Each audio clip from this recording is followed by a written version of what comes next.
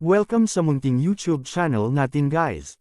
Please support my videos. Like, comment and subscribe lang po mga idolo.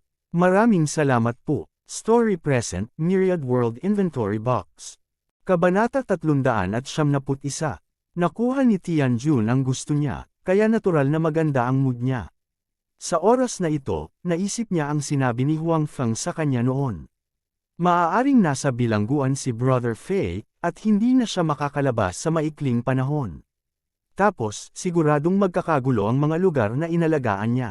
Nakita ni Tianjun si kapatid na Fei na dinadala sa sarili niyang mga mata. Kung gaano katagal siya ikukulong, bagamat hindi niya alam, sa mga salita ni Huang Feng, natural na hindi niya ito pababayaan. Kaya naman, pagkalabas ng bar, inayos niya ang mga tao na pumunta sa ilan sa mga dating lugar ni Brother Fei para makilala ang kapaligiran at maging pamilyar sa kanila. Siya na rin mismo ang gumagawa ng iba pang paghahanda. Ang puso ni Tianjun ay lalong nag-usisa tungkol sa pagkakakilanlan ni Huang Feng. Alam din ni Tianjun na hindi ordinaryo sa bibig ng manager ng bar ang mga pulis na dumating kahapon. Karaniwang gusto ng manager ng bar na humingi ng pabor sa pulis, ngunit hindi ito nagustuhan ng pulis. Ang ganitong karakter, kapag nakikita si Huang Feng, ang security guard, ay magalang at masunurin. Bukod dito, tila kilala rin ni Huang Feng ang ilang direktor, at maganda ang kanilang relasyon. Dahil dito, lalo pang na-curious si Tianjun. Paanong ang isang security guard na tulad ni Huang Feng ay nakakakilala ng napakaraming tao? Pagkatapos, iniisip kung paano biglang naging napakalakas ni Huang Feng, napagtanto ni Tianjun na talagang maraming sikreto si Huang Feng. Gayunpaman, kahit na maraming sikreto si Huang Feng, hindi ito isang bagay na dapat alalahanin ni Tianjun. Iniisip niya ngayon ang tungkol sa bagay ni Huang Feng dahil iniisip niya ang tungkol sa paghahanap ng tagapagtaguyod para sa kanyang sarili. Sa linya ng trabaho nila, kung wala silang backer, imposibleng umunlad at umunlad. Kahit na sila ay nasa kapangyarihan saglit, kung walang tao sa likod nila, sila ay masisira sa ilang minuto. Bukod dito, sila ay ganap na mawawasak, at hindi sila magkakaroon ng pagkakataong lumaban. Wala nang malaking backer si Kuya Biao pagkatapos noon. Sa makatuwid, tila ang pag-unlad ng kapangyarihan ay mabuti, ngunit ang pundasyon ay hindi matatag sa lahat. Hindi banggitin ng mga pulis, kahit na ang kanilang mga kapantay ay maaaring makahanap ng problema sa kanila anumang oras. Ito ang disadvantage ng walang background. Siyempre, hindi sa ayaw ni Brother Biao na humanap ng backer, pero ang susi ay wala siyang mahanap. Ang ganitong uri ng bagay ay hindi nangangahulugan na ang iba ay handang maging tagapagtaguyod mo dahil lamang sa gusto mo. Ang mga benepisyong ibinigay sa kabilang partido ay isang aspeto lamang. Ang kabilang partido ay may iba pang mga pagsasaalang-alang. Ngayon, tinahak na rin ni Tianjun ang kalsadang ito, at tila walang posibilidad na bumalik. Kaya naman, kinailangan niyang isipin ang sarili niyang kinabukasan. Kailangan niyang magkaroon ng backer. Gayunpaman, siya ay isa lamang nobody dati, at hindi niya alam ang anumang malaking shot. Wala siyang anumang koneksyon sa lugar na ito. Sa orihinal, nag-aalala pa rin siya tungkol sa bagay na ito. Ngunit pagkatapos na makita ang kapangyarihan ni Huang Feng kagabi, bigla siyang nagkaroon ng ideya. Magagawa ni Huang Feng na maging magalang sa kanya ang mga pulis. Sa orihinal, maaaring siya ay kinuha ng pulis kagabi, ngunit dahil sa mga salita ni Huang Feng, siya at ang kanyang mga tauhan ay maayos. Ang mga nakaaway sa kanya noon ay nadala lahat. Mula rito, nakikita niya ang kapangyarihan ni Huang Feng. Bukod dito, hindi mahina ang kakayahan ni Huang Feng. Tila siguradong may background siya, at naging pamilyar siya kay Huang Feng. Hindi man sila masasabing mabuting magkaibigan, may pagkakaibigan silang dalawa kung tutuusin. Iniligtas din ni Huang Feng ang kanyang kapatid na babae. Tila ganap na magagawa na mahanap si Huang Feng bilang kanyang tagapagtaguyod. Si Huang Feng ay may ganitong kakayahan, at maaari rin niyang kumbansihin ang kabilang partido. Mukhang kailangan kong kausapin si Huang Feng sa 2 araw na ito. Naisip ni Tianjun sa kanyang puso. Dahil nakagawa na siya ng desisyon, ayaw nang mag-antala pa ni Tianjun. Sino ang nakakaalam kung magkakaroon ng anumang aksidente sa panahong ito? Sa oras na ito, si Huang Feng, na nasa trabaho, ay natural na hindi alam na siya ay itinuturing na isang tao na maaasahan ng iba. Si Huang Feng, na orihinal na gustong linangin ang kanyang panloob na kapangyarihan sa kanyang opisina, ay kinailangang alisin si Brother Wang at ilang iba pang mga security guard sa kumpanya dahil sa utos ni Xi Mengzhou. Ang gawain ni Xi Mengzhou para kay Huang Feng ay mag-install ng ilang sistema ng seguridad para sa bagong tindahan. Sa totoo lang, hindi eksperto si Huang Feng sa industriya ng seguridad, kaya hindi siya magaling sa mga bagay na ito. Kaya naman, isinama niya si Brother Wang at iba pang mga security guard. Hindi maliit ang direct sales store ng Changzhou Group na ito, at napakarangal ng dekorasyon. Si Xi Mengzhou at Su Yamo ang magpapatakbo nito bilang kanilang flagship store, kaya tiyak na hindi ito maliit. Pagdating sa tindahan, kinuha ni Brother Wang ang ilang security guard para magtrabaho, at naglibot-libot si Huang Feng sa loob. Ang ganda talaga ng lugar na ito. Napabuntong hininga si Huang Feng. Sa oras na iyon, nang sila ay naghahanap ng isang tindahan, siya at si Su Yamo ay natagpuan ito ng magkasama, at ang tindahan na ito ay natukoy din nila ni Su Yamo. Ang geographical na lokasyon ay medyo maganda rin. Bagamat hindi ito ang unang pagkakataon na nakita niya ito, may nararamdaman pa rin si Huang Feng sa kanyang puso. Bagamat kumikita na ngayon ang kanyang pabrika, hindi pa sapat ang sukat kung tutusin, at ang bilis ng pagbawi ng mga pondo ay karaniwan. Maaari lamang niyang hintayin ang salita ng bibig na dahan daw ang mag-ferment, at maghintay para sa mga tinderang iyon na i-promote ang kanyang mga produkto. Doon lamang tumaas ang bilis niyang kumita ng pera. Nakabuo na ang Changzhou Group. Bagamat ang pundasyon nito ay hindi maihahambing sa malalaking negosyong iyon na binuo sa loob ng maraming taon, madaling malampasan ang Raiji. Ang upa at palamuti lamang ng naturang tindahan ay halos sapat na upang mabili ang pabrika ni Huang Feng. Siyempre, hindi kasama ang mga kagamitan at patent sa loob. Oy, Tung Zien! Nang pinapanood ni Huang Feng ang mga taong nagdedekorasyon sa loob, nakita niya ang isang pamilyar na figure na dumaan sa harap ng tindahan. Si Tung Zien iyon, na matagal na niyang hindi nakikita.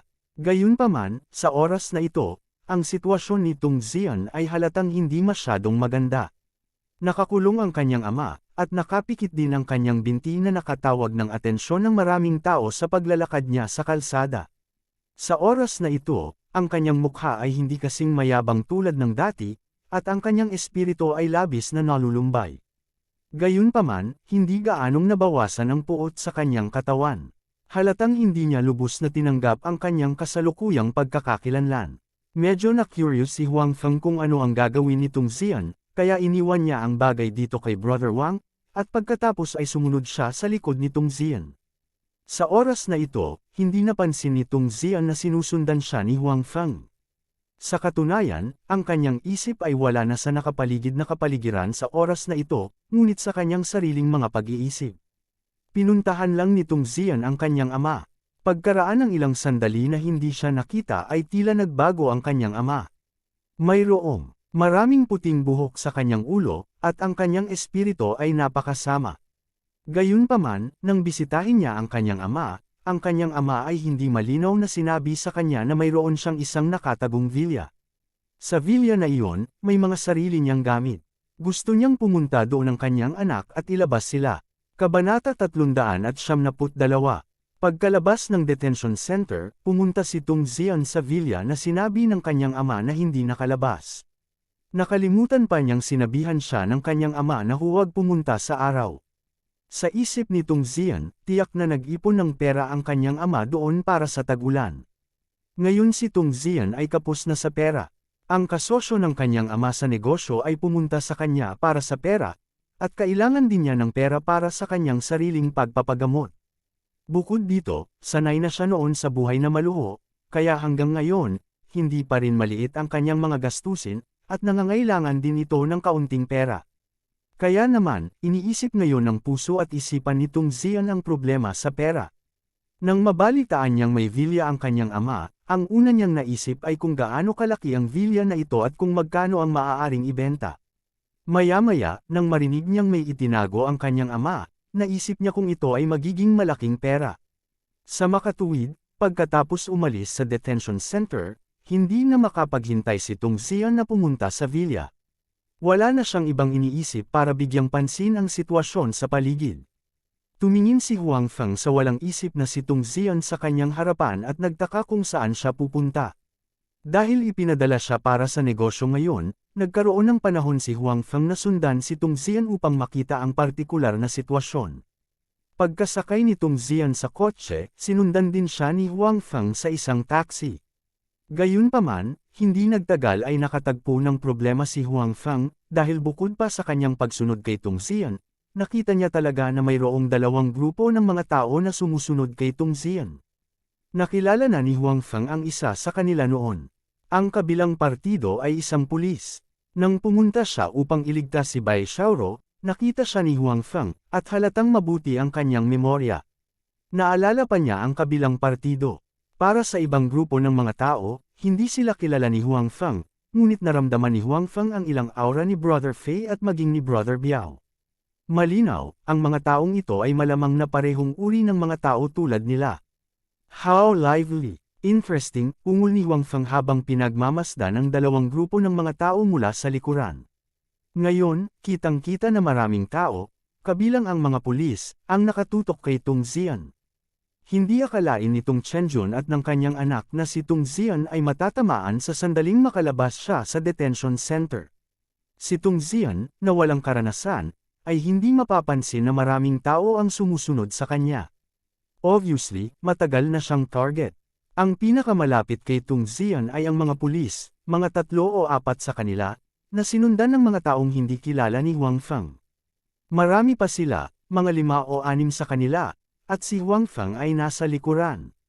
Gayunpaman, si Huang Feng ay mabilis na natuklasan ng 5 o 6 na tao sa kanyang harapan.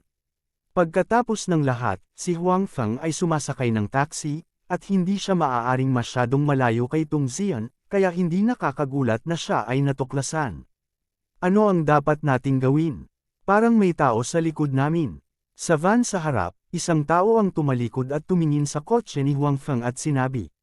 Lumingon din ang iba sa sasakyan, at sinabi ng isa, kahit sino pa siya, kung maglakas loob siyang sirain ang negosyo natin, papatayin natin siya kasama ang mga pulis na nasa harapan natin.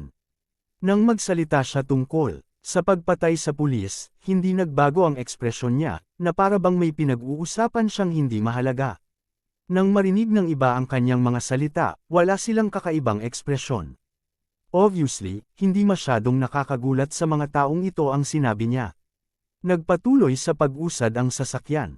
Si Huang Feng, na nakaupo sa kotse, ay natural na hindi alam na siya ay pinuntirya, ngunit kahit alam niya, wala siyang pakialam. Makalipas ang halos kalahating oras, pumasok si Tung Zian sa harapan sa isang lugar na katulad ng isang resort villa. Tumingin si Huang Feng sa loob. Dapat ay isang villa area, ngunit ito ay mas pribado at ang seguridad ay mas nasa lugar. Pagkatapos ng ilang pagtatanong sa pinto, pumasok si Tung Zian ng maayos. Gayunpaman, ang ibang mga tao ay hindi gaanong pinalad. Hindi na kailangang sabihin, si Huang Feng at ang mga tao sa kotse sa harap niya, na hindi ang may-ari, ay tiyak na hindi nakapasok, ngunit ang mga pulis na sumunod kay Tung Zian, pagkatapos ipakita ang kanilang mga dokumento, ay talagang hindi nakapasok, na ikinagulat ni Huang Feng. Parang hindi ordinaryo ang amo dito. Napabuntong hininga si Huang Feng, maaari niyang direktang pigilan ang mga pulis, kahit anong palusot ang gamitin. Ipinapakita nito na ang boss dito ay hindi isang ordinaryong tao, at siya ay lubos na kumpiyansa. Pagkatapos ng pagsusumikap ng mga pulis ay hindi pa rin sila makapasok, sa labas na lang sila maghintay. At ang mga tao sa van sa likod nila ay nag-uusap din sa mga oras na ito. Ano ang dapat nating gawin? Nagmamadali. Paano kaya yun? Araw na ngayon. Panipi. Ang mga mayayaman na ito ay marunong talagang mag-enjoy sa buhay, hindi sila basta-basta makakapasok sa lugar na kanilang tinitirhan. Maghintay tayo sa labas, hintayin mong lumabas si Tung Zian, saka pigilan mo siya at pagnakawan ang mga gamit niya. Hindi na kailangang pumasok. Oo, pero mag-iingat ka sa mga pulis na yan, malamang hinihintay nila si Tung Zian na lumabas ngayon. Mabilis na nagkaroon ng ideya ang lahat, at nagpas siyang maghintay muna. Sir, lalabas po ba kayo ng sasakyan o hindi?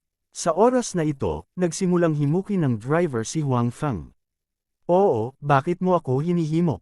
Noong una, binalak ni Huang Feng na mag-obserbo sandali sa loob ng kotse, ngunit ngayon na ang driver ay kumilos ng ganito, hindi niya balak na magpatuloy na manatili sa kotse. Sa katunayan, hinimok ng driver si Huang Feng dahil natatakot siya na si Huang Feng ay isang masamang tao.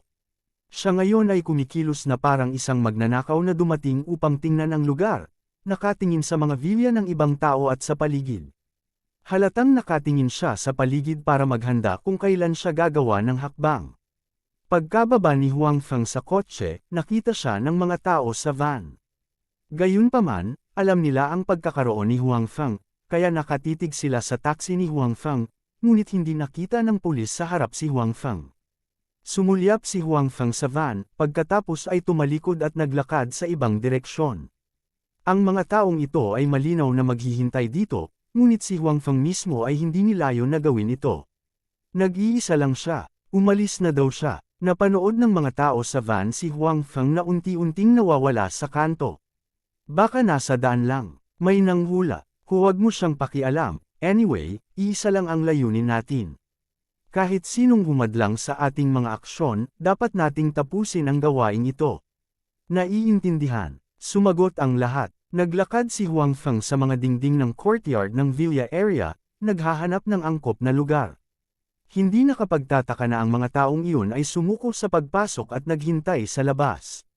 Ang mga pader ng patio na ito ay mas mataas kaysa sa mga ordinaryong pader ng patio, at mayroong maraming surveillance camera sa maraming lugar. Gayunpaman, ang mga ito ay hindi mahirap para kay Huang Feng. Pumulot siya ng bato sa lupa, at saka binasag ang surveillance camera sa dingding. Pagkatapos noon ay malumanay na lumutang ang kanyang katawan, at nakapasok na siya sa villa area. Kasabay nito, napag-alaman na may sirang surveillance camera sa monitoring room ng villa.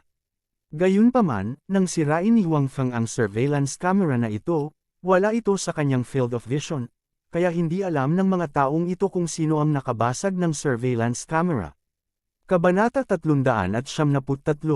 Nang ipaalam ng staff sa monitoring room ang mga security guard na mabilis na sumugod sa sirang monitoring room, si Huang Feng ay bukas na naglalakad sa kalsada ng villa area. Halatang maaga siyang pumasok kaya nakita pa rin niya ang figure ni Tung Zian. Ang isang tusong kuneho ay may 3 lungga. Tiningnan ni Huang Feng ang marangyang villa na ito at bumantong hininga. Mas malaki ang villa na ito kaysa sa villa kung saan nakatira noon si Tung Chenjun. Sinong mag-aakala na may ganito pala siyang villa dito? Gayunpaman, si Huang Feng ay walang masyadong oras para bumantong hininga. Pagkatapos niyang maglibot sa villa, nakita niya ang blind spot ng monitoring room. Sa lugar ng villa na ito, pinuprotektahan pa rin ng husto ang privacy ng may-ari. Gayunpaman, tiyak na dahil dito ay madaling mahanap ni Huang Feng ang blind spot ng monitoring room nang hindi gumagastos ng labis na pagsisikap. Nang makarating si Huang Feng sa ikalawang palapag, si Tung Zian ay nasa palapag din na ito. Gayunpaman, nakatutok siya sa paghahanap ng isang bagay kaya hindi niya napansin ang presensya ni Huang Feng. May pera talaga, nagulat ang boses ni Tung Zian. Sa isang silid na hindi mahalata, nakita niya ang perang naiwan ng kanyang ama. Napakalaki ng halaga ng pera. Iniwan ito ni Tung Chenjun kung sakali.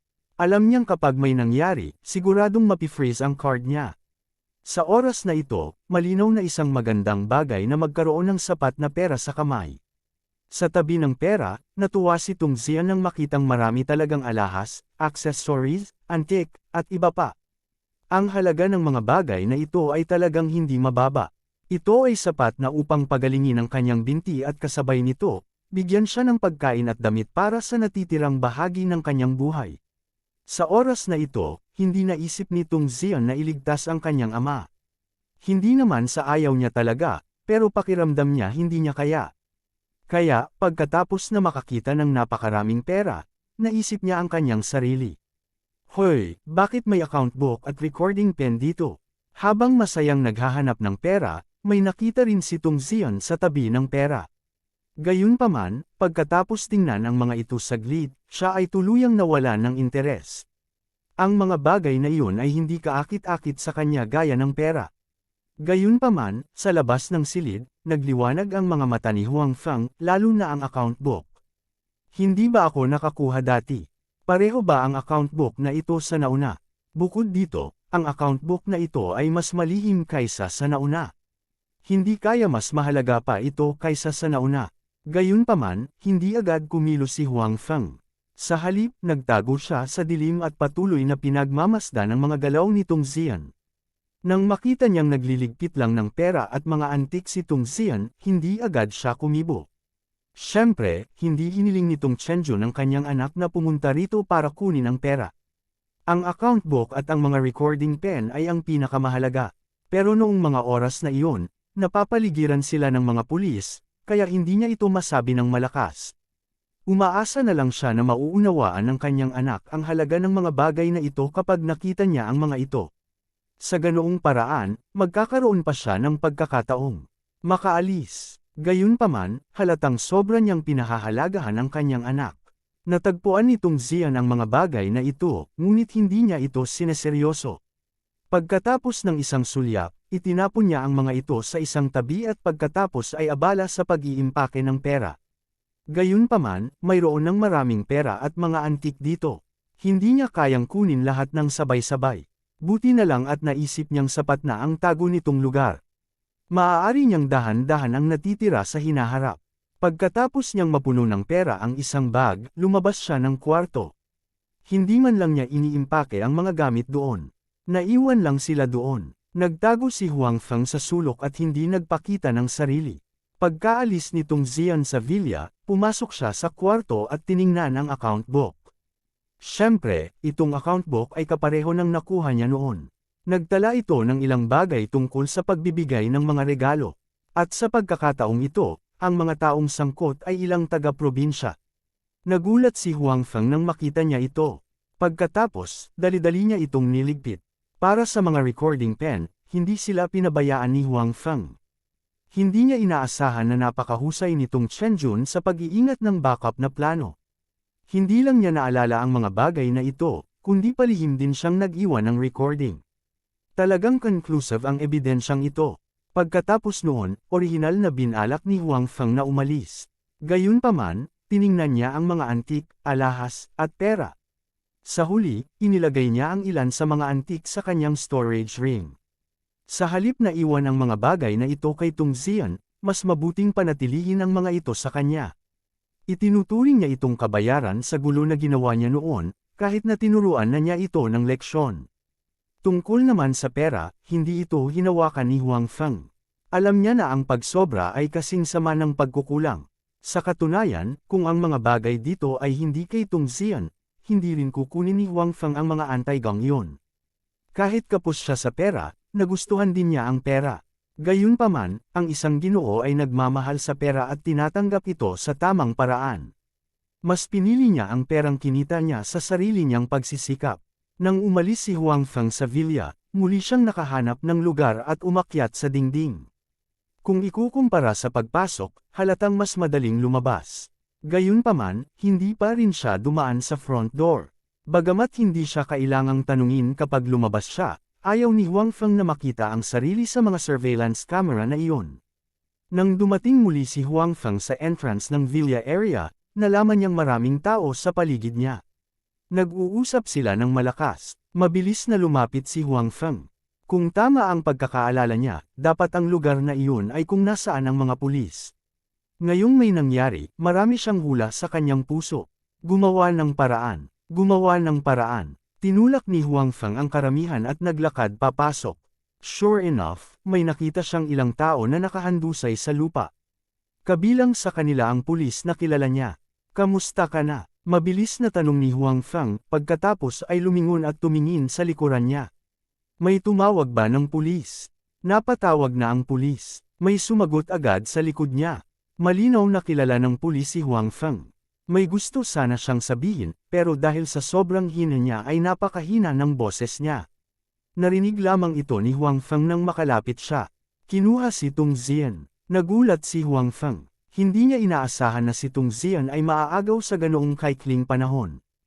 Pagkatapos, tinanong ni Huang Feng ang isang security guard na nakatayo sa gilid. Noon lang niya nalaman ang nangyari. Naghihintay na pala sa labas ang mga pulis na ito para lumabas si Tung Zian. Hindi alam ni Tung Zian na may Naghihintay sa kanya sa labas ng villa, kaya kumuha siya ng isang malaking bag ng cash at masayang lumabas ng villa. Tapos, pinalibutan siya ng mga pulis na ito. Natigilan si Tung Zian sa mga oras na iyon. Hindi niya sinasadyang lumaban, at hindi siya nang ahas na lumaban. Gayunpaman, nang ang mga pulis na ito ay nais na dalhin si Tung Zian sa kotse at tingnan kung ano ang nasa kanyang bag, isang van ang biglang sumugod sa hindi kalayuan. Tinamaan ang mga taong hindi handa. Kabanata 374. Sa oras na mag-react ang mga pulis, ilan sa kanila ay natamba na. Ang kabilang partido ay walang kahit katiting na intensyon na magpabagal, kaya ang mga taong natamba ay malubhang nasugatan. Ang ibang mga tao ay orihinal na gustong lumaban, ngunit pagkatapos ay may ilang tao na bumaba sa van at nagsimulang bugbugin sila nang walang sinasabi. Hindi sila nagpigil. Matapos ipakita ng mga pulis na ito ang kanilang pagkakakilanlan, ang mga taong iyon ay hindi nilayon na tumigil. Sa halip, mas matindi ang kanilang laban. May mga taong gumamit pa ng dagger. Gayunpaman, ang pinakalayunin ng mga taong iyon ay si Tung Zian. Natatakot din silang magdulot ng gulo ang mahabang pagkaantala kaya ayaw nilang mag-aksaya ng oras dito. Matapos masugitan ng mga pulis na ito, dinala nila si Tung Zian sa van at umalis. Mula sa simula hanggang sa wakas, si Tung Zian ay nasa estado ng pagkalito. Hindi niya alam kung ano ang nangyayari. Bakit ang daming gustong hulihin siya? Bukod dito, talagang lumaban ang mga taong ito. Hindi siya nagising hanggang sa marahas siyang kinaladkad papasok ng van ng kabilang partido. Napagtanto niyang may mali at malakas na sumigaw ng tulong. Gayunpaman, kahit na may mga nakamasid sa paligid sa oras na iyon, ang mga taong iyon ay naglakas loob na tumawag ng pulisya sa karamihan. Walang nang ahas na iligtas si Tung Zian mula sa napakaraming mamamatay tao. Kaya, si Tung Zian ay kinuha ng hindi sinasadya. Matapos malaman ni Huang Feng ang buong kwento, lihim niyang sinabi na siya ay pabaya. Bagamat alam na niya noon ang pag-iral ng mga taong iyon, hindi niya inaasahan na magiging ganoon kabaliw ang mga ito. Talagang naglakas loob silang salakayin ang mga pulis sa sikat ng araw. Kung pinaalalahanan niya ang mga pulis noon, hindi naman siguro magiging ganito ngayon. Gustong abutin ni Huang Feng ang kabilang partido ngayon, ngunit naantala lang siya ng ilang oras. Ngayon ay malayo na ang narating ng kabilang partido, kaya gusto niyang maabutin sila, ngunit walang paraan. Maya-maya, dumating na ang ambulansya at ang sasakyan ng pulis. Sa pagkakataong ito, ang pinuno ay talagang ang pulis na kilala noon ni Huang Feng, Little Wang, sa bibig ni Director Q. Mr. Huang, bakit ka nandito? Nang makitang naroon din si Huang Feng, si Officer Wang ay natigilan sa una, pagkatapos ay magalang na nagtanong. Dahil nakita niya ang intimacy sa pagitan ni Huang Feng at Director Q, sinasadya niyang sinisiyasat ang pagkakakilanlan ni Huang Feng, ngunit nalaman na si Huang Feng ay isang maliit na security guard lamang. Pagkatapos, mayroon siyang maliit na pabrika. Bagamat nagtataka siya kung bakit may sariling pabrika si Huang Feng at nagtatrabaho pa rin siya bilang isang security guard, malinaw naman, naiintindihan din niya na ang mga pagkakakilanlan na ito ay hindi maaaring gawing espesyal na tretuhin siya ni Director Q. Sa makatuwid, naunawaan ni Opisyal Wang na si Huang Feng ay dapat magkaroon ng isang espesyal na pagkakakilanlan. Sa makatuwid, nang makita niya si Huang Feng, ang kanyang saloobin ay napakagalang. Nadaanan ko lang dito at nakita kong naaksidente yung mga pulis kaya nanatili ako. Sabi ni Huang Feng, binalaan siya ni Bai Xiaoro na kung hindi ito kinakailangan, hindi niya dapat ipaalam sa napakaraming tao ang tungkol. Sa kanyang pagkakakilanlan bilang miyembro ng National Security Agency, hindi yun makakabuti sa kanya. Maihahayag lang niya ang kanyang pagkatao kapag kailangan niya ito. Hindi pinaniwalaan ni Officer Wang ang mga salita ni Huang Feng, ngunit wala siyang balak magtanong. Noong ginawa pa lang ng mga mamamatay tao ang krimen, wala silang intensyon na magtago, kaya nakita ng mga sugatang pulis ang hitsura ng mga iyon. Ang mga taong iyon ay halatang hindi kasama si Huang Feng, kaya hindi niya pinagdudahan si Huang Feng. Pagkatapos ng simpleng pakikipag-usap kay Huang Feng, inimbestigahan ni Officer Wang ang ilan sa mga testimonya ng mga nakapaligid na saksi at umalis kasama ang kanyang mga tao. Pagkatapos noon, umalis na rin si Huang Feng. Hindi agad nakipag-ugnayan si Huang Feng kay Director Qiu sa pagkakataong ito at iniabot ang account book at recording pen sa kanyang kamay. Bagamat handa siyang maniwala kay Director Qiu, mahirap tiyakin na walang anumang aksidente. Paano kung mali ang paghusga niya? Sa makatuwid, binalak ni Huang Feng na tingnan ang huling pagsubok sa account book. Pagkatapos nito, magpapasya siya kung ibibigay ang account book at recording pen. Hindi ba't hiniling ko sa iyo na maging responsable sa pag-install ng sistema ng seguridad dito? Ikaw naman, tumakbo palabas para maglaro mag-isa. Nang bumalik si Huang Feng sa flagship store ng Changzhou Group, nakita niya si Xi Mengzhou na naghihintay sa kanya. Kung titignan ang galit na itsura niya sa mga oras na ito, halatang masama ang loob niya dahil nalaman niyang may tamad. Pumunta lang ako sa ibang tindahan para tingnan ang mga security facility. Sabi ni Huang Feng nang hindi namumula. Puro kalokohan ang mga salita niya. Paano niya makikita ang mga bagay sa mga tindahan ng ibang tao? Halatang naintindihan ito ni Xi Mengzhou, kaya mas lalong bumigat ang galit sa kanyang mukha. Gayunpaman, nang malapit na siyang magalit, lumapit si Brother Wang upang ipaalam kay Huang Feng na na-install na ang mga bagay at hiniling sa kanya na tingnan. Walang pakialam si Huang Feng sa pangit na ekspresyon ni Xi Mengzhou at mabilis na naglakad. Anong problema ni President Xi? Nakita ni Brother Wang na hindi alam kung ano ang nangyari, na medyo kakaiba ang ekspresyon ni Xi Mengzhou at mahinang nagtanong kay Huang Feng. I don't know. Baka ang period niya. Umiling si Huang Feng at sinabi. Nako, hindi nakakagulat na nakita kung hindi tama ang kanyang ekspresyon. Si President Xi ay talagang masipag. Hindi maganda ang kanyang pakiramdam, ngunit pumunta pa rin siya rito para mag-inspection. Sabi ni Brother Wang na may mukha ng paghanga. Sa kanyang palagay, kung hindi maganda ang pakiramdam ng ganoong malaking amo, tiyak na nagpapahinga ito. Gayunpaman, abala pa rin si Xi Mengzhou. Tumango si Huang Feng na may seryosong mukha, si Pangulong Xi ay isang huwaran para matuto tayo. Si Xi Mengzhou, na nasa likod, ay hindi narinig ang pag-uusap ni Huang Feng at Brother Wang. Kung hindi, maaari niyang direktang sibakin sina Huang Feng at Brother Wang kapag siya ay galit na galit. Si Brother Wang at ilang iba pang mga security guard ay malinaw na mga veterano sa pag-install ng mga bagay na ito. Hindi bababasa, pagkatapos makita ni Huang Feng ang kanilang mga resulta, siya ay lubos na nasisiyahan. Wala siyang masyadong alam tungkol dito, kaya natural, hindi siya makapagbigay ng anumang opinyon. Si Xi Mengzhou ay halatang maraming bagay na dapat gawin. Hindi siya gustong gumastos ng sobrang lakas kay Huang Feng. Kaya, nang lumabas sina Huang Feng at Brother Wang, nakaalis na siya. Nakahinga rin ng maluwag si Huang Feng. Kahit na kaya niyang lokohin si Xi Mengzhou, hindi maganda ang pakiramdam na nahuli siya. Siyempre, sa oras na ito, hindi lang si Xi Mengzhou ang galit na galit. Maraming tao sa van sa harap ni Huang Feng ang galit na galit din sa oras na ito. Matapos nilang mahuli si Tung Zian sa van, hinalughog nila ang katawan nito at ang kanyang kitang-kitang bag. Hindi, wala naman dito. Gayunpaman, hinanap ng lahat ang kanyang katawan at ang malaking bag, ngunit hindi nila mahanap ang kanilang gusto. Maliban sa isang tambak na pera, wala nang iba pa kay Tung Zian. Say, nasaan ang account book? Itinutok ng isa sa kanila ang isang punyal kay Tung Zian at nagtanong. Huwag mo akong patayin, huwag mo akong patayin. Natakot na si Tung Zian sa kabilang partido at malakas na humingi ng awa, wala akong account book. Pera lang ang hawak ko. Huwag mo akong patayin, kaya kong ibigay sa iyo ang pera. Kabanata 375. Ang mga salita ni Tung Zian ay nagpatigil sa mga taong ito.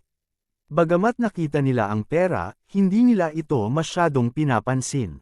Ngunit ngayon, pagkatapos marinig ang mga salita ni Tung Zian, natigilan sila saglit, pagkatapos ay nagliwanag ang kanilang mga mata. Tama, bagamat pumunta sila dito para hanapin ang account book, hindi ba mas mabuting magnakaw ng pera habang hinahanap ang account book? Hindi ba ang dahilan kung bakit sila nagsumikap sa iba para lang kumita? Cut the crap! Kukunin namin ang pera mo at ang account book. Sabi ng isa sa mga tao sa van. Halatang gaaman man siya sa pera, hindi niya kinalimutan ang sariling negosyo. Wala talaga akong account book. Please let me go. Maluha-luha at uhog na nagmamakaawa si Tung Zian. Ngayon lang niya nakita ang mga taong ito na direktang umatake sa mga pulis. Ang mga taong ito ay pawang walang awan na mga tao. Paanong hindi siya matatakot? Ayaw mo pa bang sabihin sa amin? Talunin siya, panipi. Sa isang utos, bumagsak ang mga kamao sa katawan ni Tung Zian na parang mga patak ng ulan. Si Tung Zian at ang iba pa ay hindi magiging magalang. Kaya naman, hindi nagtagal at natakpan ng mga sugat ang katawan ni Tung Zian. Noong nakaraan, binugbog siya ni Kai Tian at ng iba pa at hindi pa tuluyang naka-recover. Ngayon, binugbog na naman siya ng mga taong ito. Ang puso ni Tung Zian ay napuno ng kalungkutan. Stop beating me. I'll tell you. I'll tell you. Sabi ni Tung Zian na may umiiyak na boses. Dapat mas matino ka kanina. Ang isa sa kanila ay pinunasan ang kanyang mga kamay sa damit ni Tung Zian at sinabi. Nang makitang tumigil ang mga tao, natakot si Tung Zian. Wala talaga akong account book na sinabi mo. Nang makitang muli siyang bugbugin ng mga taong iyon, mabilis na sumigaw si Tung Zian, pero alam ko kung nasaan ang account book. Nang marinig ang mga salita ni Tung Zian, ang ibang mga tao ay tumigil sa pambubugbog sa kanya. Pagkatapos, tinanong nila, nasaan ito? Sa villa na yan. Nakita ko na dati, pero hindi ko kinuha. Nakita mo rin na wala akong account book, sabi ni Tung Zian. Hinanap lang ng lahat ang kanyang katawan, kaya alam nilang hindi nagsisinungaling si Tung Zian. Gayunpaman, mahirap din na ang account book ay nasa villa. Kumunat ang noo ng pinuno. Una sa lahat, napakaganda ng seguridad ng villa. Ngayon, inatake nila ang mga pulis sa gate. Pagkatapos nito, tiyak na isa sa ilalim ng mga pulis ang villa sa martial law. Bukod dito, malaki ang posibilidad na pumunta sila sa tirahan ni Tung Zian upang hanapin ang account book. Sa makatuwid, napakahirap para sa kanila na makuha ang account book. Maaari lang tayong maghintay hanggang ngayong gabi para tingnan. Tiyak na imposible ito sa araw, kaya maaari lamang silang pumasok sa gabi. Umaasa sila na hindi agad mag-react ang mga pulis. Sa pag-iisip nito, sinipan ng pinuno si Tung Zian ng ilang beses. Ito ang dahilan kung bakit ang taong ito ay nagmamalasakit lamang sa pera at hindi kinuha ang account book. Kung hindi, hindi siya magkakaroon ng maraming problema. Gayunpaman, huli na para mag-isip ng kahit ano ngayon. Well, binigay ko na sa'yo yung pera. As for the account book, you know where it is. Can you let me go now? Maingat na tanong ni Tung Zian. Gusto mo pa bang umalis? Manatili ka kung nasaan ka. Galit na sabi ng pinuno. Namumula ang mukha ni Tung Zian. Sa hapon, hindi na lumabas si Huang Feng sa kumpanya. Hindi inayos ni Xi Mengjiao na gumawa siya ng kahit ano. Masaya siyang nag-practice mag-isa sa opisina. Ang pagsusumikap ni Bai Xiaoro at Qiu Ningshuang ay talagang nagpasigla kay Huang Feng. Ang pinakamalaking interes ng dalawang babae ngayon ay ang pagsasanay. Araw-araw, nagsasanay sila ng higit kay Huang Feng. Sa makatuwid, si Huang Feng ay magsasanay tuwing may oras siya ngayon. Gayunpaman, hindi nag-alala si Huang Feng na malalampasan siya ng dalawa. Not to mention na nag-practice siya bago silang dalawa. Bukod dito, nasa kamay niya ang Jade Buddha na maaaring magpapataas ng bilis ng paglilinang. Kasabay nito, sabay din siyang nag-practice ng internal energy at magic. Sa makatuwid, ang bilis ng pag-iipon ng enerhiya ay tiyak na malalampasan silang dalawa. Gayunpaman, ang tanging bagay na ikinalulungkot ni Huang Feng ay hindi pa siya natuto ng maraming spells hanggang ngayon. Maliban sa isang forbidden spell na hindi niya magagamit sa ngayon, ang iba ay pawang basic spell na walang gaanong kapangyarihan. Maging ang Wind Blade na tumulong sa kanya na pumatay ng maraming tao ay maraming paghihigpit noong ginamit niya ito. Siyempre, kung gusto lang niyang saktan ang mga tao at hindi patayin, napakakapakipakinabang pa rin ang basic spells na ito. Pagkatapos ng lahat, ang pagitan ng bawat spell ay napakaikli. Bukod dito, ang pagkonsumo ng mana sa bawat oras ay napakaliit. Bukod dito, ito ay masyadong palihim, na nagpapahintulot sa kanya na lumaban ng mahabang panahon. Ang isa pang bagay na hindi nasanay ni Huang Feng ay ang parang wave na subtle steps. Tulad ng para sa Dark North Divine Arts, natutunan na ito ni Huang Feng nang walang gaanong pressure. Hinihintay na lang niya ang tiyak na paggamit nito. Gayunpaman, ang mala-wave na mga subtle steps, hindi pa rin matindaan ni Huang Feng ang mga yaong makapal na footprint. Nang makita niya ang mga yapak na iyon, nakaramdam siya ng pananakit ng ulo. Napakahirap talagang tandaan. Sa kabutihang palad, si Huang Feng ay mayroon na ngayong shadow cloak, na naging dahilan upang hindi niya masyadong kailanganin ang pag-aaral ng parang wave na subtle steps. Maraming beses, makakamit ng shadow cloak ang napakagandang resulta. Noong naglilinang si Huang Feng, nakatanggap din siya ng tawag mula kay Chief Qiu. Ang tawag na ito ay hindi sa inaasahan ni Huang Feng. Pagkatapos ng lahat, sa oras na iyon, alam ng mga pulis na naruroon si Huang Feng. Maaring lokohin sila ni Huang Feng, ngunit tiyak na kinailangan ni Chief Qiu na makarating sa ilalim nito. Gayunpaman, sinabi lamang ni Huang Feng na sinusundan din niya si Tung Zian. Gayunpaman, hindi niya sinabi na nakuha na niya ang account book. Kasabay nito, nagtanong din siya tungkol sa account book noon. Halatang medyo pagod si Chief Qiu na nasa telepono. Hindi lang physically, pati mentally. Bagamat alam niyang magkakaroon ng malaking kahirapan sa paghawak sa kasong ito mula pa sa simula, kaya't nakahanap din siya ng isang tagapagtaguyod ng maaga. Gayunpaman, hindi niya inasahan na kapag nahawakan niya talaga ito, mas malala pa sa inaakala niya ang mga paghihirap na naranasan niya. Ang mga taong ipinatawag niya ay hindi nakipagtulungan sa kanyang interogasyon, at ang Jiangzhou No. 1 ay hindi pa rin sumusuko hanggang ngayon. Kahit nasa kanya ang account book, tinatanggihan pa rin niya ito. Bukod dito, bukod pa rito, laging nandoon ang pressure mula sa probinsya. Sa maikling panahon, 2 beses na siyang tinawag para makipag-usap. Bagamat hindi ito nasabi ng malinaw ng kabilang partido, hindi maaaring maging mas malinaw ang kahulugan.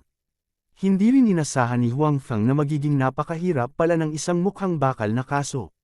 Gayunpaman, ang pagkakaroon lamang ng account book ay kapaki-pakinabang, ngunit tila hindi nito magagawang hatulan ang kabilang partido. Gayunpaman, kung mayroong isang recording pen, ito ay magiging iba. Nag-aalangan din si Huang Feng kung dapat niyang ipasa ang recording pen kay Chief Qiu ngayon. Gayunpaman, hindi niya kailangang maging masyadong salungatan sa lalong madaling panahon. Upang ibahagi ang panggigipit, nakipag-ugnayan si Chief Qiu sa pinuno ng National Security Agency. Ang bagay na ito ay orihinal na kinasasangkutan ng mga tao mula sa National Security Agency, kaya umaasa si Chief Qiu na ang National Security Agency ay patuloy na masangkot. Kabanata 376. Ibig mong sabihin bukas na lang ako sasali sa usaping ito. Takang tanong ni Huang Feng kay Bai Xiaoro sa telepono. Well, si Director Qiu ang nagmungkahi nito kay Chief Rong. Malamang dahil masyado siyang na-pressure, kaya gusto niyang ibahagi ng ating mga tao ang ilang pasanin, sabi ni Bai Xiaoro. Napakalakas ng kalayaan ng National Security Agency.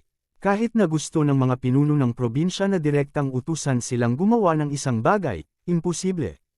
Okay, nakuha ko. Naisip ni Huang Feng na mayroon pa siyang account book at recording pen sa kanyang storage ring, kaya hindi na siya masyadong mag-alala. Bukod dito, hindi niya kailangang magmadaling ibigay ang mga ito ngayon. Pagdating ng panahon, magpapasya siya ayon sa pag-usad ng kaso. Hindi nagtagal matapos ibaba ang telepono ni Bai Xiaoro, muling tumunog ang telepono ni Huang Feng. Sa pagkakataong ito, si Qiu Ningshuang ang tumawag. Huang Feng, hindi mo nakalimutan ang tungkol sa party ngayong gabi, tama? Ang kaaya-ayang boses ni Qiu Ningshuang ay nanggaling sa kabilang dulo ng telepono. Lumalabas na natakot si Qiu Ningshuang na makalimutan ni Huang Feng ang party ngayong gabi. Kasabay nito, natatakot din siya na may gagawin si Huang Feng at wala ng oras. Kaya naman, tumawag siya para paalalahanan si Huang Feng at kumpirmahin. Siyempre, hindi ko nakalimutan. Pupunta ako pagkatapos ng trabaho. Sabi ni Huang Feng. Wala talaga siyang masyadong gagawin ngayong gabi, kaya wala siyang pakialam sa party na ito. Bukod dito, nangako na siya kay Qiu Ningshuang kagabi. Sige, sasanduan kita mamaya, masayang sabi ni Qiu Ningshuang. Alam niyang walang sasakyan si Huang Feng, kaya binalak niyang sunduin si Huang Feng. Hindi pinalampas ni Huang Feng ang appointment. Napakasaya na niya. Sa katunayan, ang party ngayong gabi ay hindi para sa lahat na magdala ng partner ng opposite sex. Sabagay, party lang naman sa circle nila. Gayunpaman, kadalasan, ang kanyang mga malalapit na kaibigan ay nagpapakilala sa kanya ng mga kasintahan. At saka, may mga humahabol talaga sa kanya. Nakaramdam siya ng inis dahil wala man lang siyang nararamdaman para sa mga taong iyon. Sa makatuwid, dinala niya si Huang Feng ngayong gabi para lang ipahayag ang kanyang saloobin. Nagkaroon siya ng boyfriend, kaya hindi na siya dapat guluhin ng iba. Sa madaling salita, si Huang Feng ay muling naging isang maluwalhating kalasag ngayong gabi. Siyempre, kung walang magandang impresyon si Qiu Ningshuang kay Huang Feng, hindi niya hahayaang maging kalasag si Huang Feng. Kahit naiinis siya, ayaw niyang basta-basta makahanap ng magiging boyfriend niya. Okay, see you after work. Si Huang Feng ay hindi mapagpanggap. Wala siyang sasakyan. Pagkatapos ng trabaho, tulad ng inaasahan, nakita ni Huang Feng si Qiu Ningshuang sa pasukan ng kumpanya. Gayunpaman, sa oras na ito, halatang maingat siyang nagbihis. Napakaganda na niya, at sa mga oras na ito, ipinakita niya ang kanyang kagandahan, kaya hindi maiwasang pansinin siya ng mga empleyado ng Changzhou Group na dumaan. Gayunpaman, ang kahulugan sa kanilang mga mata nang tumingin sila sa kanya ay halatang hindi gaanong uniforme. Ang mga lalaki ay naaakit sa kanyang hitsura, at ang kanilang mga mata ay halos puno ng paghanga. Halos idikit nila ang kanilang mga mata sa kanyang katawan. Para naman sa mga babaeng empleyado ng Changzhou Group, hindi gaanong pala kaibigan ang kanilang mga mata. Kitang-kita ng mga hindi marunong itago ang selos sa kanilang mga mata. Gumawa ka ng isang eksena. Mapait na ngumiti si Huang Feng at pumasok sa kotse. Naakit ni Qiu Ningshuang ang mga nakapaligid na empleyado hindi lamang dahil sa kanyang hitsura, kundi dahil nakaupo siya sa isang convertible na sports car. Ipinanganak ang gayong maputi, mayaman, at magandang babae upang akitin ang mga mata ng mga tao. Nagdala ba ako ng gulo? Tanong ni Qiu Ningshuang habang pinaandar niya ang sasakyan. May malabong ngiti sa kanyang mukha. Nang makita siya ni Huang Feng ngayon, ang sorpresa sa kanyang mga mata ay labis na nasiyahan kay Qiu Ningshuang. Ito ay hindi walang kabuluhan na siya ay espesyal na nagbihis.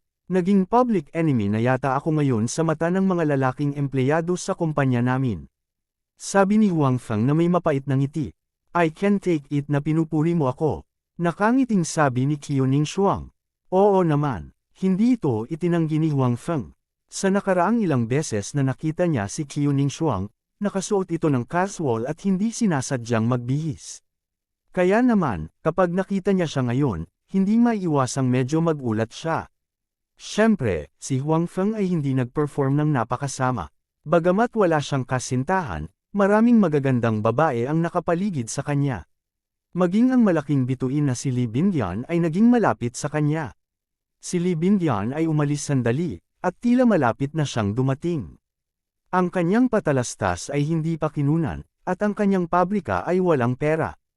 Kung hindi, makabubuting hilingin sa kanya na mag-shoot ng isang ad. Pagkatapos pakinggan ang mga salita ni Huang Feng, mas lalong ngumiti si Qiu Ningshuang. Gayunpaman, hindi napansin ni Huang Feng at Qiu Ningshuang na kapag nag-uusap at nagtatawanan silang dalawa, may nakaupo sa kanyang sasakyan, pinapanood silang umalis. Bakit close silang dalawa? Hindi, kailangan kong ipaalala kay Sister Yamo. Si Tang Mazo, na nakaupo sa kanyang sasakyan, ay bamulong sa sarili. Pagkatapos niyang matapos ang kanyang trabaho, pumunta siya sa Changzhou Group, at pagkatapos ay bumalik kasama sina Su Yamo at Xi Mengzhao. Gayunpaman, hindi niya inaasahan na makikita ang eksenang ito sa pintuan. Dati, noong magkasamang kumakain sina Huang Feng at Qiu Ningshuang, nagkita sila ni Su Yamo.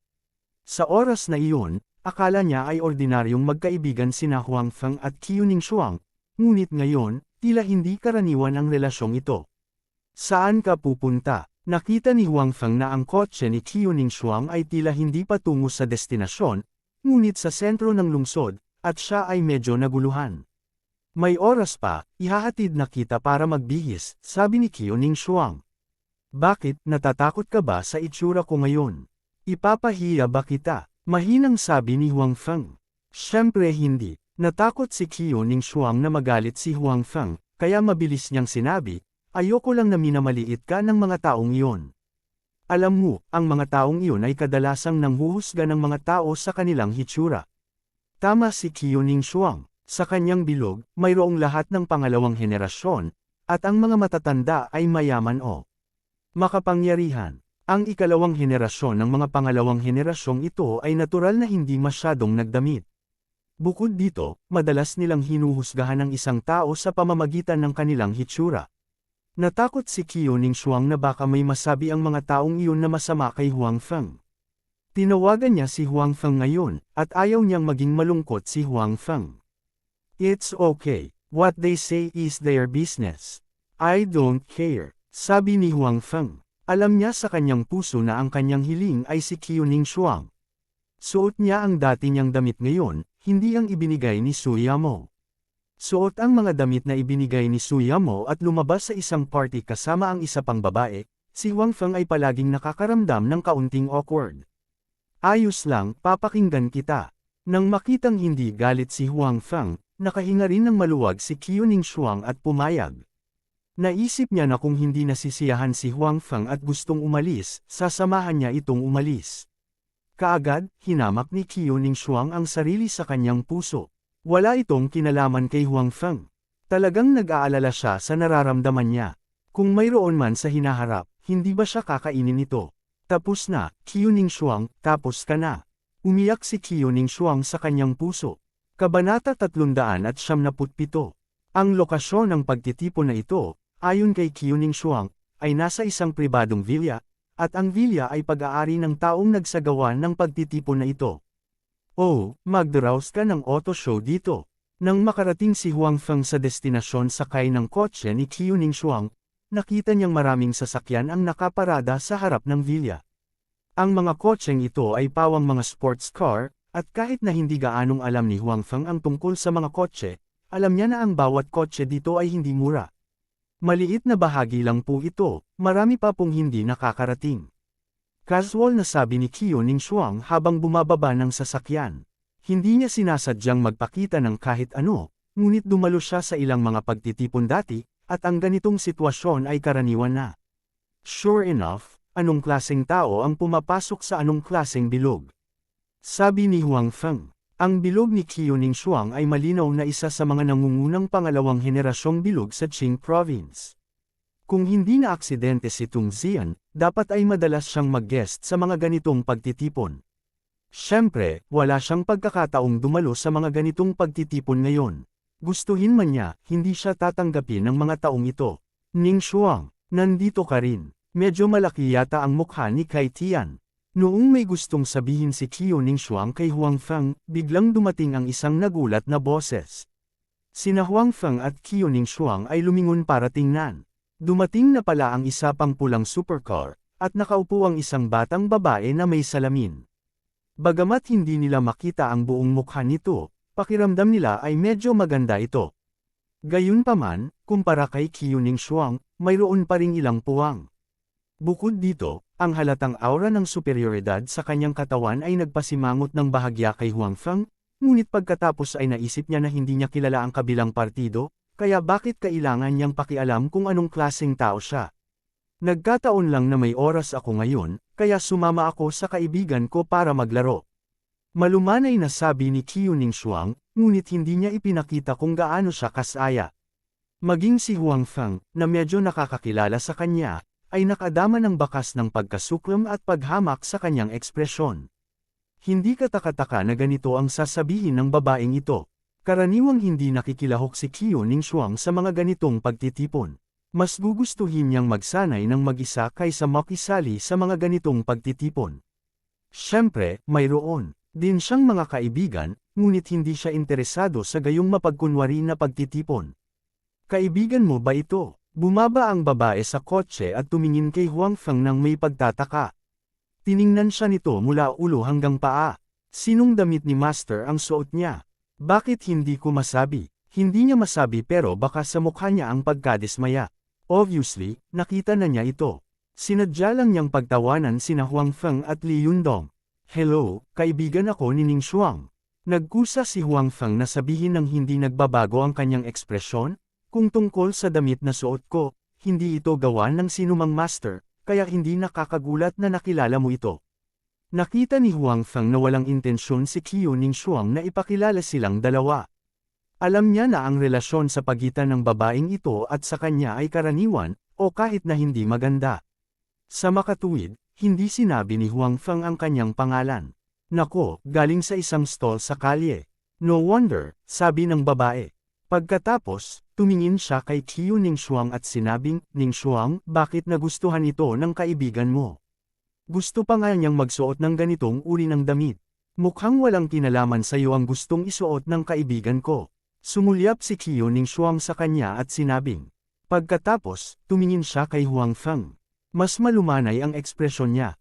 Gabi na, tara pasok na tayo. Okay. Pagkatapos nun, naglakad na silang dalawa papunta sa villa.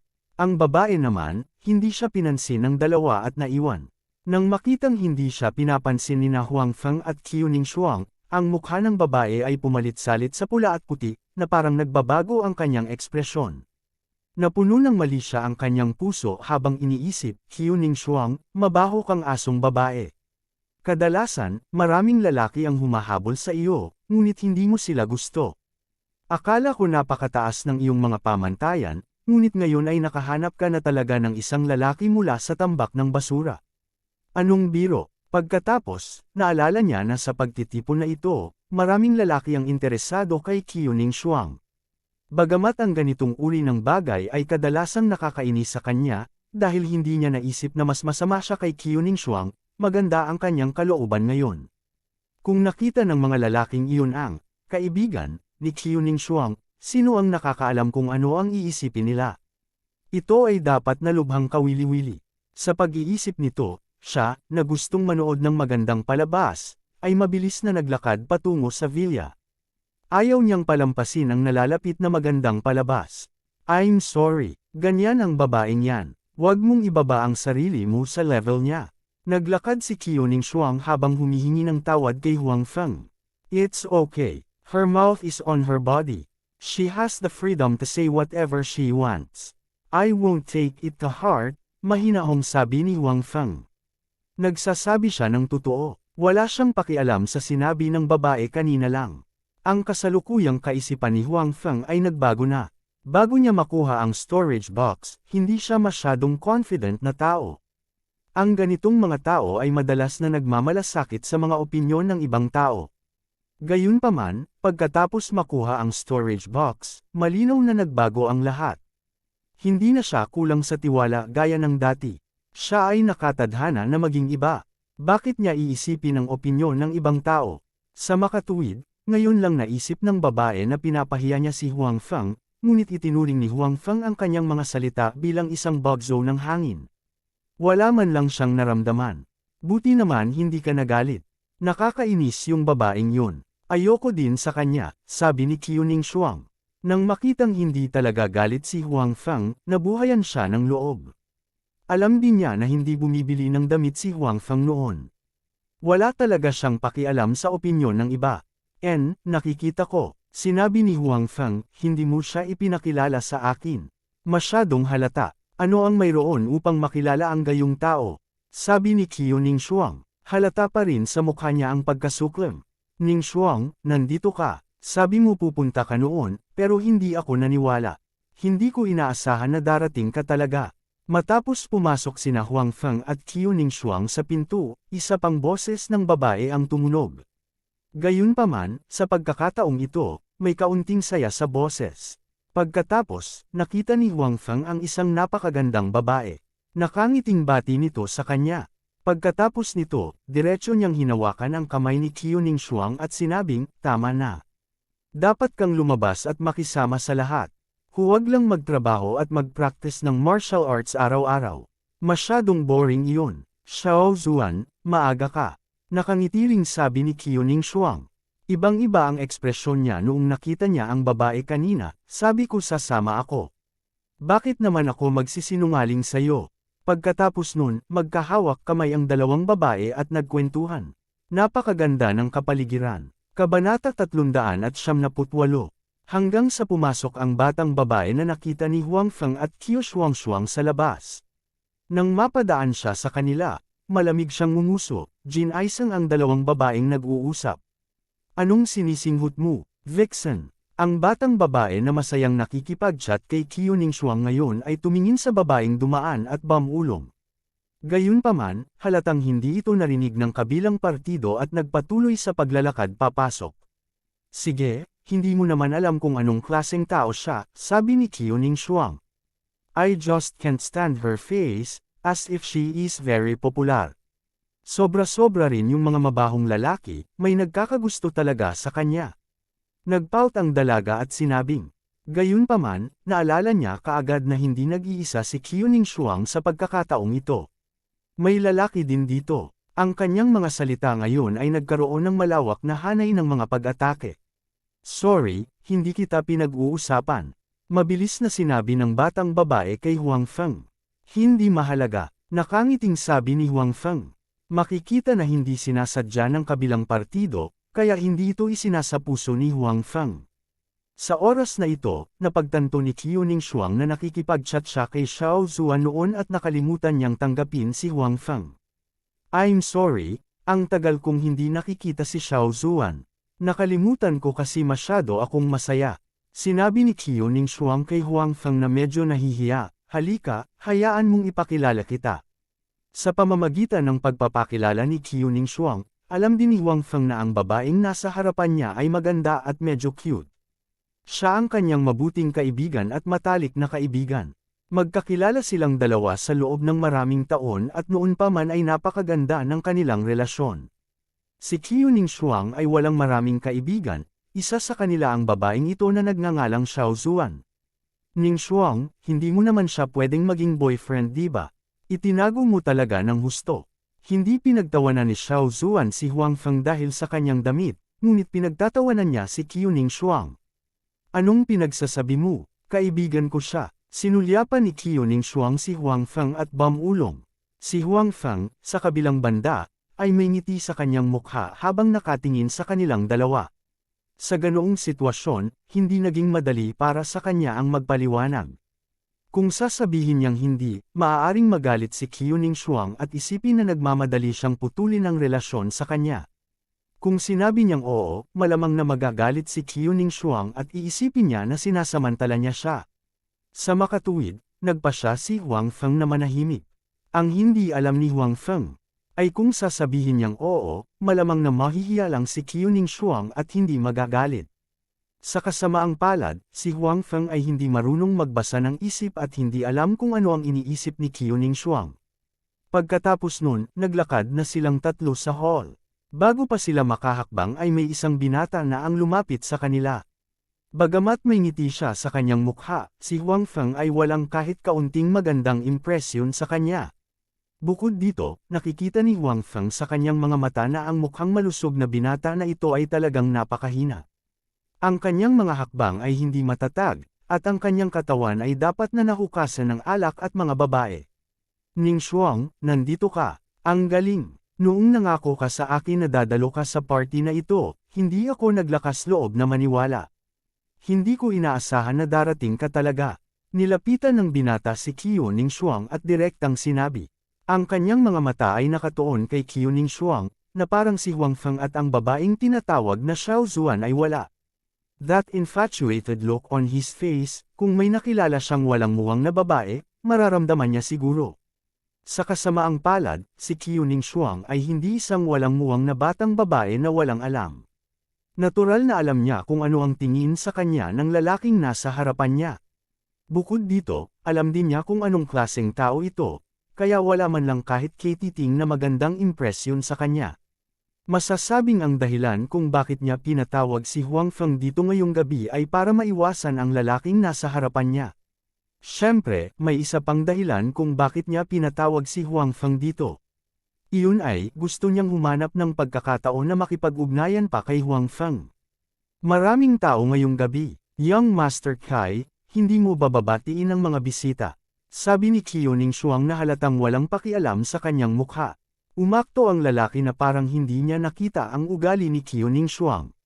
Wala siyang pakialam. Ning Shuang, ikaw ang aking pinakakilalang panauhin. Ang mapagmahal na hitsura na iyon ay halos samuka si Huang Feng at ang dalawa pa. Natuwa si Huang Feng na hindi siya kumain bago siya dumating. Kung hindi, nasuka siya. Kung ganoon, hindi tinatanggap niyang Master Kai ang mga idler, na tulad natin. Hindi inaasahan ni Huang Feng na si Little Zuan, na mukhang napakabait, ay talagang magsasabi ng mga ganoong salita. Paano kaya yun? Maligayang pagdating, medyo awkward na sabi ni Kai Tian. Young Master Kai, mas mabuting batiin mo ang iba. Natatakot ako na maraming tao ang hindi magiging masaya kung magtagal ka rito, sabi ni Qiu Ningshuang. Napansin din ni Huang Feng na simula nang dumating si Young Master Kai, maraming tao ang tumingin. Kasama sa mga taong ito ang babaeng nakilala nila ni Qiu Ningshuang sa labas. Sa oras na ito, siya ay nakatingin. Hindi niya alam kung ano ang iniisip nito. Gusto pa rin ni Young Master Kai na manatili sa tabi ni Qiu Ningshuang. Ganun pa man, siya ang host ngayon, kaya kailangan pa rin niyang batiin ang iba, lalo na ngayong gabi, maraming bisitang matataas ang katayuan.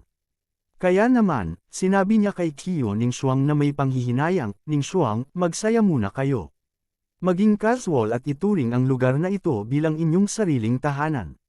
Pupuntahan ko ang iba. Pagkasabi nun ay naghanda na siyang umalis. Gayunpaman, nang lumingon siya, ang kanyang mga mata ay nanatili kay Huang Feng ng mahabang panahon. Sa katunayan, noong kalapit lang niya, napansin na niya si Huang Feng. Pagkatapos ng lahat, si Huang Feng ay nakatayo kasama si Qiu Ningshuang. Bukod dito, noong kausap niya si Qiu Ningshuang, sinadya o hindi sinasadyang lumapit din si Qiu Ningshuang sa tabi ni Huang Feng. Tila hindi niya tinanggihan ang malapit na pakikipag-ugnayan kay Huang Feng. Ang dahilan kung bakit hindi niya tinanong ang tungkol sa pagkakakilanlan ni Huang Feng at hindi nakipag-usap kay Huang Feng ay dahil gusto niyang sadyang iwan si Huang Feng na nakabitin. Gayunpaman, hindi niya inaasahan na magiging kalmado si Huang Feng. Walang bakas ng galit sa mukha niya. Bukod dito, hindi nagkusa si Qiu Ningshuang na ipakilala siya. Sa huli, hindi napigilan ni Kai Tian.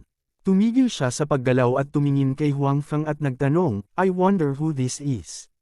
Boyfriend ito ni Ningshuang. Huang Feng ang pangalan niya. Kai Tian, dapat mong talikuran ang paghabol kay Ningshuang. May boyfriend na siya. Bago makapagsalita sina Huang Feng at Qiu Ningshuang, naiinip na sinabi ni Little Zuan. Bukod dito, ang kanyang mga salita ay hindi magalang sa lahat. Ang kanyang katayuan ay hindi mas mababa kaysa kay Kai Tian, kaya natural, hindi siya natatakot na masaktan siya. Bukod dito, hindi niya masyadong gusto si Kai Tian at ayaw niyang maabala nito ang kanyang matalik na kaibigan. Nagkaroon na ngayon si Huang Feng ng magaspang na pag-unawa sa sitwasyon ni Qiu Ningshuang at sa kanyang misyon dito sa pagkakataong ito. Kaya naman, hinawakan niya ang kanyang ilong at hindi nagmamadaling tumutol. Kabanata 379. Nang marinig ang mga salita ni Xiao Zuan, nagbago ang ekspresyon ni Kai Tian. Bagamat sinubukan niyang kontrolin ito, nakikita pa rin ni Huang Feng at ng dalawa pa na ang kanyang ekspresyon ay naging napakapangit. Gayunpaman, pinisil pa rin ni Kai Tian ang isang ngiti, kahit na hindi ito masyadong maganda. Tumingin siya kay Qiu Ningshuang at sinabing, marunong talaga kayong magbiro. Kaibigan mo ito, tama. Nang sabihin ni Kai Tian ang salitang, kaibigan, sinadya niyang idiin ang kanyang tono. Pagkatapos noon, tumingin siya kay Qiu Ningshuang, halatang naghihintay ng sagot nito. Ang sa tingin mo ay sarili mong negosyo. Hindi ito inamin o itinanggi ni Qiu Ningshuang. Gayunpaman, nang sabihin niya ito, lumapit din siya kay Huang Feng at saka hinawakan ang braso nito. Napakalinaw ng kahulugan. Naramdaman ni Huang Feng ang lakas na nagmumula sa kanyang kaliwang braso. Malinaw, natakot si Qiu Ningshuang na ilantad siya nito, kaya napakalakas ng kamay na nakahawak sa kanyang braso. Pakiramdam niya ay gumamit siya ng sobrang lakas. Lalong naging pangit ang ekspresyon ni Kai Tian. Nakalimutan pa niyang itago. Ang titig na tiningnan niya kay Huang Feng ay napaka-unfriendly. Buti na lang at hindi siya nawalan ng malay. Kahit na galit siya kay Huang Feng sa kanyang puso, siya pa rin ang master ngayon. Hindi siya nahiya na habulin si Huang Feng. Kung hindi, ang mawawala ng mukha ay siya, hindi si Huang Feng.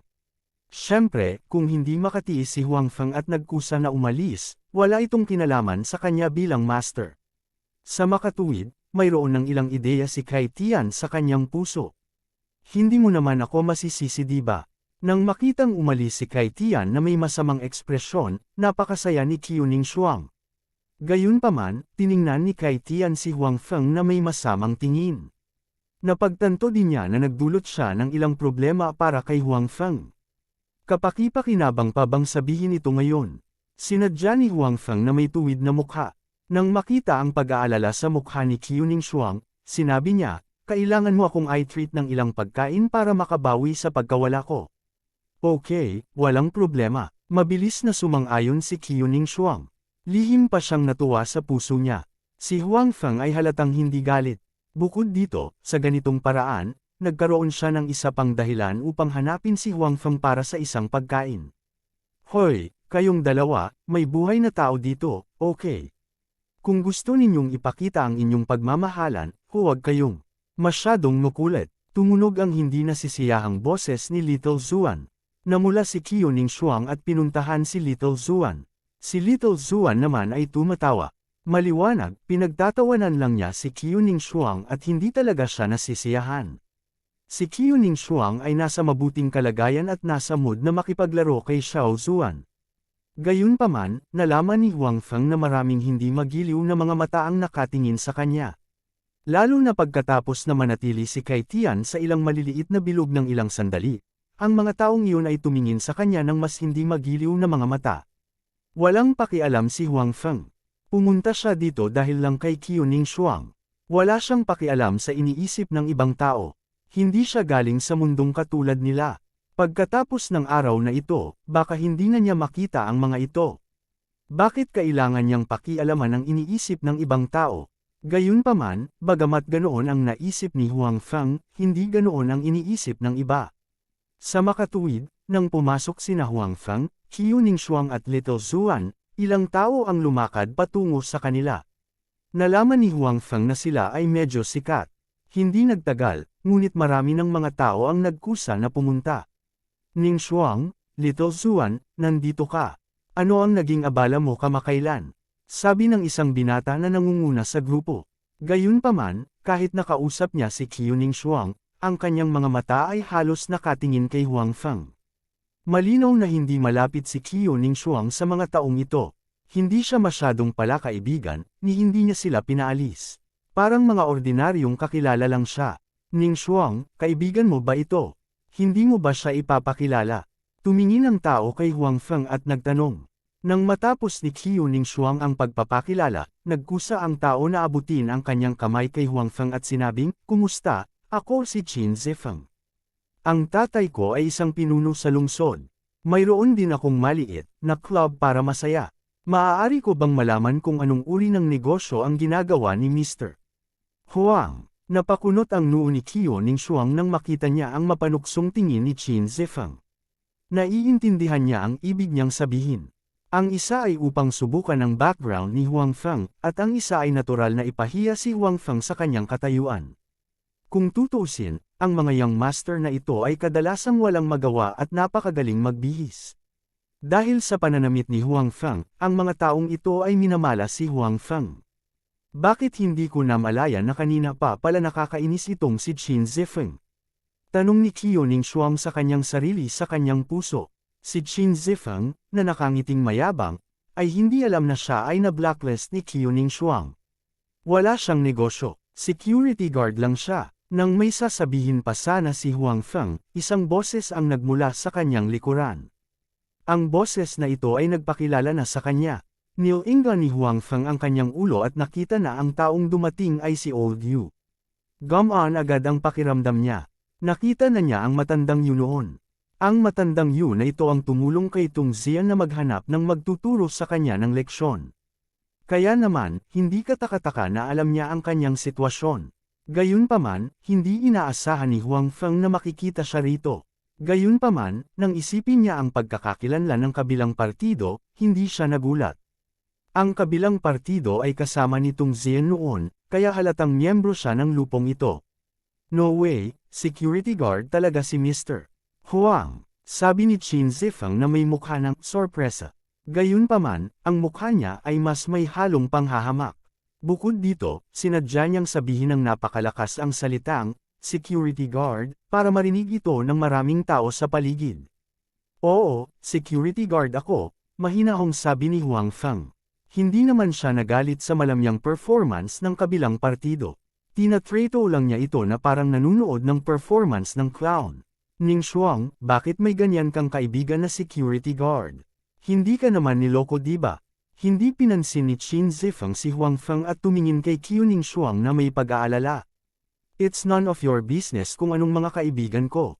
Maaari pa ring maging magalang si Qiu Ning Xuang sa kanya noon, ngunit ngayon ay wala na siyang magandang ekspresyon. Wala siyang kahit katiting na magandang impresyon sa kanyang puso. Si Qin Zifeng ay tinanggihan ni Qiu Ning Xuang. Medyo nahihiya ang mukha niya. Pagkatapos, itinutok niya ang kanyang apoy kay Huang Feng. Sa tingin mo ba hindi nararapat na pumunta dito ang isang security guard? Anong klaseng tao ang nandito? Alam mo ba, obviously, siya ay walang pakundangan na kinukutya si Huang Feng. Natanggap niya ang mga tagubili ni Kai Tian na hiyain si Huang Feng upang siya ay umatras at umalis ng kusa. Qin Zifeng, huwag kang masyadong lumayo. Sabi ni Qiu Ning Xuang kay Qin Zifeng. Ikan-away ni Huang Feng ang kanyang kamay na parang walang pakialam. I think it's very appropriate. What's wrong? Kagatin mo ako kung hindi mo gusto. Kabanata 400. Kagatin mo ako kung hindi mo gusto. Ang mga salita ni Huang Feng ay lumutang sa mga tainga ni Qin Zifeng, na naging dahilan upang siya ay matigilan. Natigilan din sina Little Zuan at Qiu Ning Xuang. Tapos, nagtawanan silang dalawa. Ikaw, namula ang mukha ni Qin Zifeng. Tumingin siya kay Huang Feng, ngunit hindi niya alam kung ano ang sasabihin. Bagamat gusto ni Kai Tian na makatagpo siya ng gulo kay Huang Feng, tiyak na hindi niya magagawa ang isang bagay tulad ng pagpapalayas sa kanya. Kung ang balita ay lumabas, sino ang maglalakas loob na dumalo sa kanyang mga pagtitipon sa hinaharap? Sino ba naman ang hindi matatakot na itaboy sa kalagitnaan? Sa makatuwid, hindi nang ahas si Qin Zifeng na sabihin ang mga ganoong salita ng direkta. At saka, hindi naman siya ang may-ari dito, kaya wala siyang karapatang sabihin ang mga katagang iyon. Tara dun tayo, masyadong maraming langaw dito, sinabi ni Huang Feng kina Qiu Ning Xuang at Little Zuan. Parehong ngumiti at tumango sina Qiu Ning Xuang at Little Zuan. May gustong sabihin si Qin Zifeng, ngunit nalaman niyang wala siyang dahilan para manatili rito sina Huang Feng at Little Zuan. Sino yan Kai Tian? Mukhang malaki ang kapangyarihan niya. Tanong ni Huang Feng kay Qiu Ning Xuang habang naglalakad siya. Noon, alam niyang pinakamayaman ang pamilya ni Kai Tian, at alam niya ito nang makita niya ang vilya na ito. Gayunpaman, ngayong nakita niyang hindi simple ang pamilya ni Qin Zifeng, handa siyang tulungan siya. Malinaw, tiyak na hindi simple ang pamilya ni Kai Tian. Pareho businessman ang parents niya, pero may tiyuhin siya na leader sa probinsya, sabi ni Qiu Ning Xuang. Ang kanyang ama ay isa ring pinuno sa probinsya. Bagamat wala siya sa top 10, kapantay niya ang tiyuhin ni Kai Tian. Kaya ganyan, tumango si Huang Feng. Hindi nakakagulat na interesado si Kai Tian kay Qiu Ning Xuang. Isinasantabi ang sariling kagandahan ni Qiu Ning Xuang. Ang background ng pamilya ni Qiu Ning Xuang ay katulad sa kanya. Natural, siya ang una niyang pinili. Hindi naging madali ang humanap ng taong maganda at may katulad na background sa pamilya. Huang Feng, security guard ka ba talaga? Sa oras na ito, biglang nagtanong si Little Zuan kay Huang Feng na may pagtataka at pag-usisa. Nang aminin ni Huang Feng na siya ay isang security guard, hindi siya naniwala. Kahit na si Huang Feng ay nagsuot ng ordinaryong damit, ang kanyang kumpiyansa at walang malasakit na ugali ay nalampasan ang marami sa kanyang mga kapantay. Sa makatuwid, hindi siya minamaliit ni Little Zuan dahil dito. Sa halip, naramdaman niyang gusto lang nitong maging low profile. Gayunpaman, hindi niya naisip na si Huang Feng ay talagang isang security guard. Ito ay malinaw na nagulat sa kanya dahil dumating si Huang Feng kasama si Qiu Ning Xuang. Kung siya ang kaibigan ni Qiu Ning Xuang, hindi maaaring masyadong mababa ang kanyang status. Oo, ito ang Changzhou Group. Narinig mo na ba ang Changzhou Group? Sabi ni Huang Feng nang may katiyakan. Nakita ni Little Zuan na medyo mayabang si Huang Feng at hindi siya nakaimik. Siyempre, narinig niya ang tungkol sa Changzhou Group. Isa talaga itong malaking grupo. Gayunpaman, gaano man kalaki at sikat ang grupo, tila wala itong kinalaman sa iyo. Security guard ka lang sa loob. Alam ni Qiu Ning Xuang na si Huang Feng ay may sariling pabrika. Bukod dito, miyembro siya ng National Security Bureau. Gusto niyang magpaliwanag para kay Huang Feng, ngunit nakita niyang tila ayaw magpaliwanag ni Huang Feng, kaya hindi siya nagsalita. Kung hindi, iisipin ni Huang Feng na tinitingnan niya ang kanyang pagkakakilanlan bilang isang security guard. Hoy, Huang Feng, bakit ka nandito? Si Huang Feng at ang dalawa pa ay nakarating na sa isang sulok, at naririnig pa rin nila ang boses na tumatawag sa kanila. Gayunpaman, sa pagkakataong ito, halatang tinawag ng kabilang partido si Huang Feng, hindi si Qiuning Shuang o Little Zuan. Talagang buhay na buhay ngayong gabi. Bulong ni Huang Feng sa kanyang puso. Hindi pa nagtagal pero marami na ang naghahanap sa kanila. Gayunpaman, sa pagkakataong ito, halatang kilala siya ng kabilang partido, hindi si Qiuning Shuang. Bukod dito, naramdaman din ni Huang Feng na medyo pamilyar ang boses na ito. Zing Shuai. Nilinga ni Huang Feng ang kanyang ulo at nakita ang isang pamilyar na figure. Dahil sa medyo mabilog na figure at kakaibang pangalan na ito, mabilis siyang naalala ni Huang Feng. Haha, so hindi mo ako nakalimutan. Bakit ang tagal mo na akong hindi makontak? Natatawang sabi ni Zing Shuai. Malinaw, napakasaya niyang makita si Huang Feng dito. Hindi pa nagtagal, hindi pa rin sanay si Huang Feng sa pagiging pamilyar ni Zing Shuai, at, hindi mo naman ako hinanap, di ba? Iyon ay dahil hindi mo ibinigay sa akin ang iyong impormasyon sa pakikipag-ugnay. Inilibot ni Zing Shuai ang kanyang mga mata at sinabi. Nang marinig ito ni Huang Feng, medyo napahiya siya. Noong naghiwalay sila noong huling pagkakataon, binigyan siya ni Zing Shuai ng business card, ngunit walang iniwan si Huang Feng. Hindi nakakagulat na sinabi ito ni Zing Shuai. Hindi mo ibibigay sa akin ang contact information mo ngayon, di ba? Nakita rin ni Zing Shuai na medyo napahiya si Huang Feng. Wala siyang balak na ituloy, kaya nagkusa siyang ibahin ang usapan. Siyempre hindi, sabi ni Huang Feng, kahit na hindi siya handang makipag-ugnayan sa kabilang partido, dahil sinabi na ito ng kabilang partido, kailangan niyang ibigay sa kanya ang kanyang impormasyon sa pakikipag-ugnayan kahit na ano. Hoy! Little Zuan, bakit ka nandito? Sa oras na ito, natuklasan ni Fatso na si Little Zuan ay nasa tabi ni Huang Feng. Pagkatapos noon, nakita niya si Qiuning Shuang at mas nagulat ang kanyang mukha, bakit kayo magkasama? Akala ko hindi mo kami nakilala. Sabi ni Little Zuan, halatang hindi siya nasisiyahan kay Fatso na unang nakakita kay Huang Feng at ngayon lang sila nakita. Medyo nakakatawa din si Huang Feng. Ang mga lalaki ay unang makakakita ng magagandang babae, at saka lang nila makikita ang parehong kasarian, lalo na kapag may dalawang magagandang babae dito. Sa kasong ito, tiyak na makikita muna nila sina Qiuning Shuang at Little Zuan. Pero itong si Fatso ang unang nakakita sa kanya at binati. Wala naman, siyang fetish di ba? Nakaramdam si Huang Feng ng lamig sa kanyang puso at bahagyang lumipat sa gilid ng tahimik. Well, hindi masyadong maganda ang ilaw dito, hindi ko napansin. Malinaw na may magandang relasyon si Zing Shuai kina Qiuning Shuang at Little Zuan, at medyo nahihiya itong sinabi. Bueno, Little Zuan, huwag mo siyang pagtawanan.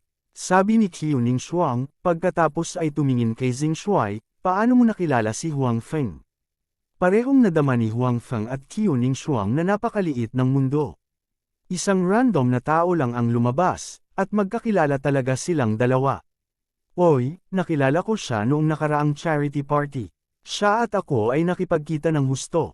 Sinabi ni Zing Shuai, mukhang may gagawin ka sa araw na iyon at hindi ka pumunta. Tumango si Qiuning Shuang. Sa katunayan, kung hindi dahil kay Huang Feng, wala siyang gaanong interes sa mga party na ito, kaya normal lang na hindi siya pumunta kagabi. Pagkatapos noon, maraming tao ang nagchat sa sulok, at alam din ni Huang Feng na matagal nang magkakilala sina Qiuning Shuang, Little Zuan, at Zing Shuai. Ang ama ni Little Zuan at ang tiyuhin ni Zing Shuai ay pawang mga opisyal, kaya ang tatlo sa kanila ay karaniwang may mas maraming pagkakataon na makipag-ugnayan sa isa't isa. Bukod dito, bihira lang silang magkaroon ng magandang relasyon.